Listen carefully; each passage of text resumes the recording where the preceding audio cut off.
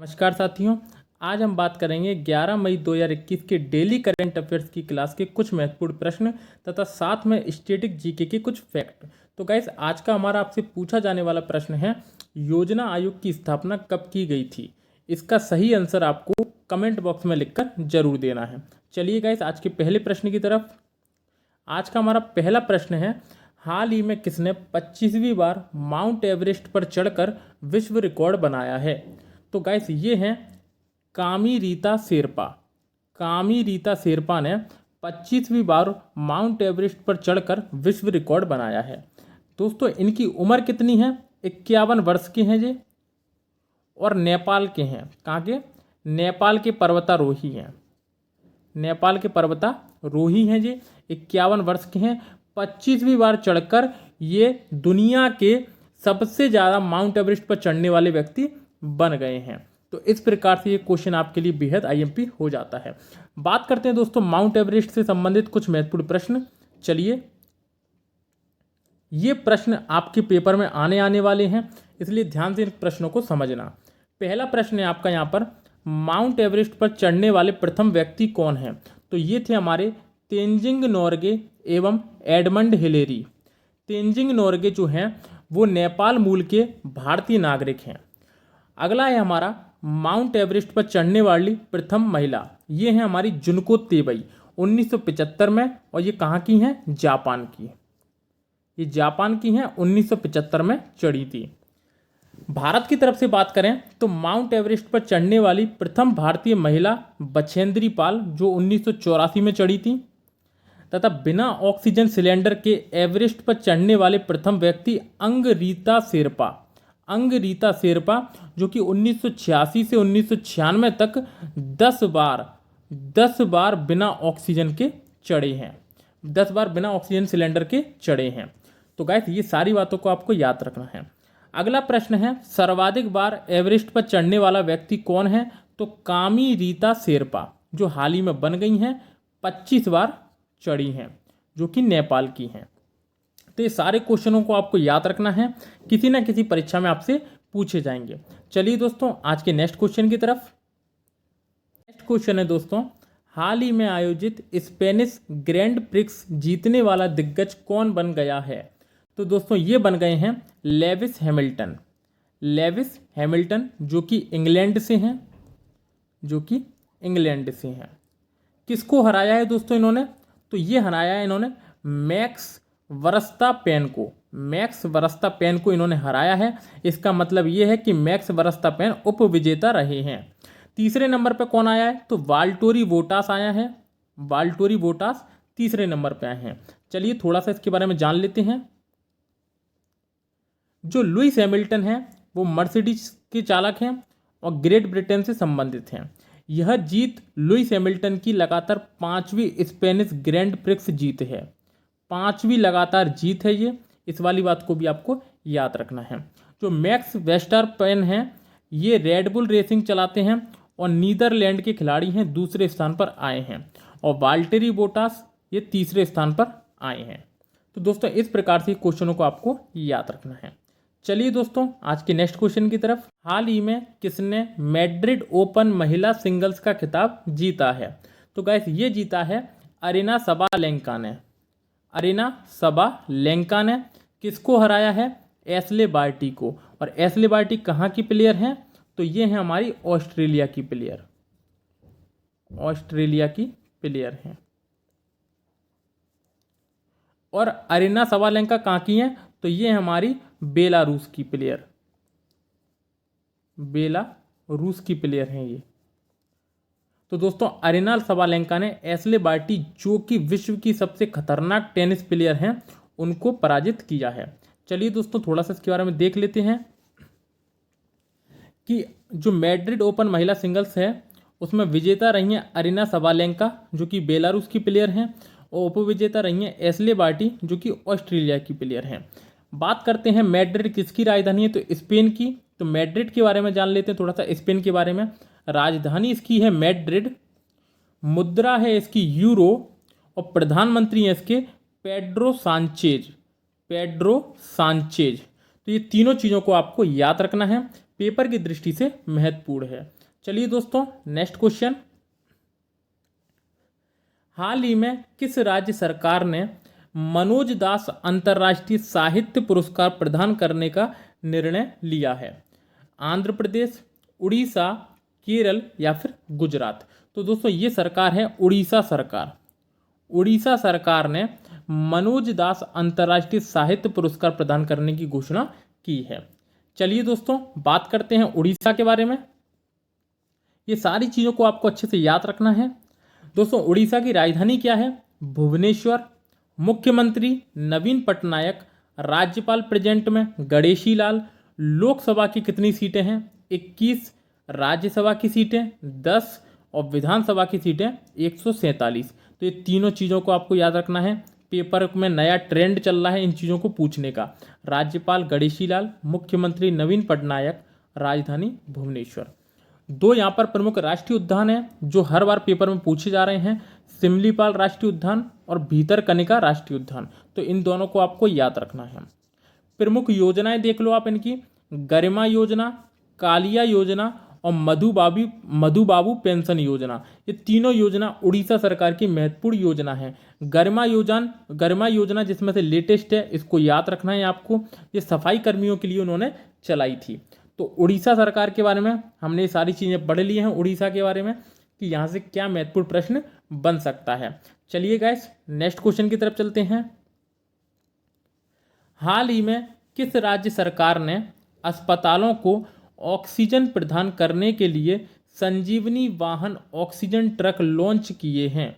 झारखंड, त्रिपुरा, दिल्ली, पश्चिम बंगाल?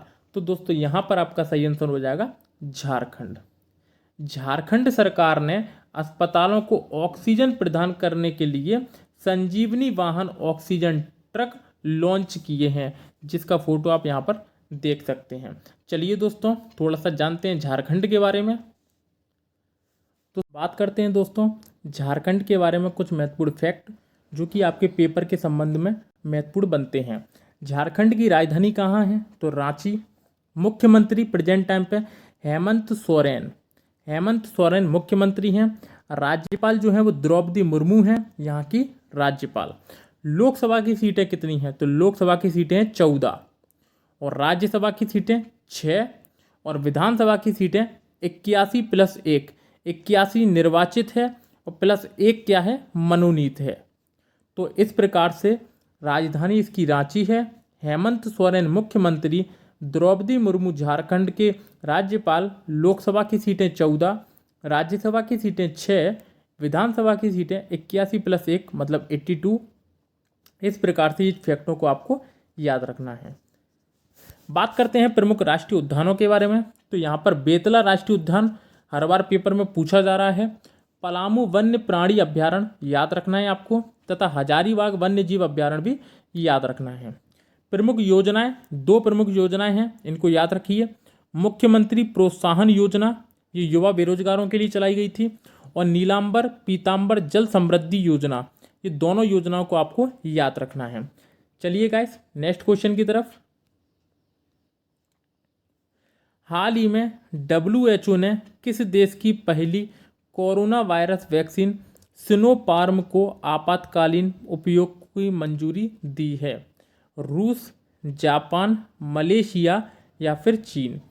चीन की दोस्तों ये वैक्सीन है। इसका नाम क्या है? Sinopharm vaccine. तो सिनोफार्म वैक्सीन किसकी है? चीन की है, जिसको WHO द्वारा आपातकालीन उपयोग की मंजूरी दे दी गई है।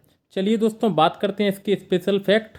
बात करते हैं दोस्तों वर्ल्ड हेल्थ ऑर्गेनाइजेशन के बारे में, जिसकी स्थापना हुई थी 7 अप्रैल 1948 को। मुख्यालय है जेनेवा स्विट्जरलैंड में तथा अध्यक्ष इनके डॉक्टर टेड्रोस एड्रेनोम गैब्रेसियस, ठीक है, गैब्रियसस इनके अध्यक्ष हैं। तो ये सारी चीज़ों को आपको याद रखना है, परीक्षा की दृष्टि से महत्वपूर्ण बनती हैं। चलिए गाइस, नेक्स्ट क्वेश्चन की तरफ चलते हैं। हाल ही में पद्म विभूषण मूर्तिकार रघुनाथ पात्रा का कोरोना से निधन हो गया है। यह किस राज्य से संबंधित थे? उड़ीसा, राजस्थान, हिमाचल प्रदेश या फिर असम? तो दोस्तों ये थे उड़ीसा से संबंधित। उड़ीसा से ये संबंधित थे, पद्म विभूषण से सुभूषित थे तथा एक मूर्तिकार थे, रघुनाथ पात्रा। चलिए दोस्तों बात करते हैं आगे उड़ीसा के बारे में, जिसको हमने एक बार पढ़ लिया है, फिर से जल्दी से रिवीजन करते हैं। राजधानी भुवनेश्वर, मुख्यमंत्री नवीन पटनायक, राज्यपाल गणेशी लाल, लोकसभा सीटें 21, राज्यसभा सीट 10, विधानसभा सीट 147, सिमलीपाल राष्ट्रीय उद्यान, भीतरकनिका राष्ट्रीय उद्यान। प्रमुख योजनाएं गरिमा योजना, कालिया योजना और मधु बाबू पेंशन योजना। ये सारी चीज़ों को आपको याद रखना है। चलिए गाइस नेक्स्ट क्वेश्चन, नासा के नए अध्यक्ष के रूप में किसे नियुक्त किया गया है? बिल नेल्सन, एलन मस्क, फ्राइड एरेस्कॉन, इनमें से कोई नहीं। तो गाइस ये किया गया है बिल नेल्सन। बिल नेल्सन 14वें अध्यक्ष हैं, इनके 14वें अध्यक्ष हैं। बात करते हैं इसकी थोड़ी सी डिटेल के बारे में। तो दोस्तों नासा की स्थापना के बारे में बात करते हैं। नासा की स्थापना हुई थी 29 जुलाई 1958 को इसकी स्थापना की गई थी। मुख्यालय इसका क्या है? Washington DC. और अध्यक्ष हैं इसके बिल नेल्सन। बिल नेल्सन इसके क्या हैं? अध्यक्ष हैं। तो इस सारी चीज़ों को आपको नासा के बारे में याद रखना है। 1958 से आपको एक फैक्ट और याद आता होगा, डीआरडीओ की स्थापना। तो डीआरडीओ की स्थापना भी कब हुई थी? 1958 में। चलिए गाइस नेक्स्ट क्वेश्चन, द्वितीय विश्व युद्ध के दौरान अपनी जान गंवाने वाले और सुलह में योगदान देने वालों का स्मरण दिवस कब मनाया जाता है? 7 और 8 मई, 9 और 10 मई, 8 और 9 मई, 6 और 7 मई। तो गाइस ये मनाया जाता है 8 और 9 मई को। 8 और 9 मई को स्मरण दिवस मनाया जाता है, जो द्वितीय विश्व युद्ध के दौरान जिन्होंने अपने प्राण त्यागे थे तथा उसको सुलह करने में जिनने योगदान दिया था, उनकी याद में ये दिवस मनाया जाता है। ये दिवस संयुक्त राष्ट्र के द्वारा 2004 में घोषित किया गया था। 2004 में घोषित किया गया था। बात करते हैं थोड़ी सी डिटेल के बारे में। तो कुछ फैक्ट हैं, इनको अपन को याद रखना है। द्वितीय विश्व युद्ध कब चालू हुआ था? तो 1 सितंबर 1939 से 2 सितंबर 1945 तक ये चालू हुआ था। स्थान यूरोप में लड़ा गया था ये युद्ध। 8 मई और 9 मई का दिन विश्व युद्ध में पीड़ित व्यक्तियों को श्रद्धांजलि देता है। इस वर्ष द्वितीय विश्व युद्ध की 76वीं वर्षगांठ है। कौन सी है? 76वीं वर्षगांठ है तथा इस दिन की घोषणा संयुक्त राष्ट्र द्वारा 2004 में की गई थी। गाइस यदि इसकी आपको पीडीएफ चाहिए तो टेलीग्राम चैनल धाकड़ कॉम्बो क्लासेस को ज्वाइन कर लेना, वहाँ पर आपको इसकी पीडीएफ प्रोवाइड कर दी जाएगी। चलिए दोस्तों बात करते हैं नेक्स्ट क्वेश्चन की तरफ। Manohar Parrikar brilliant mind simple life नामक पुस्तक किसके द्वारा लिखी गई है? संजय बारू, शैलेंद्र जोशी, अजय कुमार, नितिन अनंत गोखले। तो गाइस इसका सही आंसर हो जाएगा नितिन अनंत गोखले। नितिन अनंत गोखले द्वारा Manohar Parrikar brilliant mind simple life नामक पुस्तक लिखी गई है। तो इस पुस्तक को दोस्तों आपको याद रखना है। चलिए दोस्तों बात करते हैं आगे। कल का हमारा दोस्तों आपसे पूछा जाने वाला प्रश्न था, भारतीय संविधान के किस अनुच्छेद के तहत लोकसभा में अनुसूचित जातियों और जनजातियों के लिए आरक्षण दिया गया है? 330, 332, 222, 345। तो यहाँ पर हमारा सही आंसर हो जाएगा आर्टिकल 332। आर्टिकल 332 के तहत लोकसभा में अनुसूचित जातियों और जनजातियों के लिए आरक्षण दिया गया है। प्रेजेंट टाइम पे कितनी सीटें रिजर्व हैं? तो 84 सीटें तो हैं एससी के लिए रिजर्व, तथा 47 जो सीटें हैं वो हैं हमारी एसटी के लिए रिजर्व। तो दोस्तों इन चीज़ों को आपको याद रखना है। इन दोनों सीट जो सीटें हैं टोटल मिला के 131 सीटें हैं, इन पे अन्य कोई सामान्य वर्ग का व्यक्ति नहीं बैठ सकता। तो दोस्तों आर्टिकल 332 में ये बात कही गई है। तो दोस्तों यदि आज का वीडियो आपको अच्छा लगा हो, क्लास अच्छी लगी हो, तो वीडियो को लाइक ज़रूर कर दें। कमेंट करके ज़रूर बताएं वीडियो आपको कैसी लगी, तथा चैनल को सब्सक्राइब जरूर करें। यदि आपको इसकी पीडीएफ चाहिए तो हमारे धाकड़ कॉम्बो क्लासेस के टेलीग्राम चैनल को ज्वाइन कर लीजिए, वहाँ पर आपको इसकी पीडीएफ मिल जाएगी। और दोस्तों यदि आपको कोई डाउट हो तो वो भी आप कमेंट बॉक्स में लिखकर जरूर पूछ सकते हैं। फिर मिलते हैं दोस्तों कल नेक्स्ट क्लास में, तब तक के लिए धन्यवाद।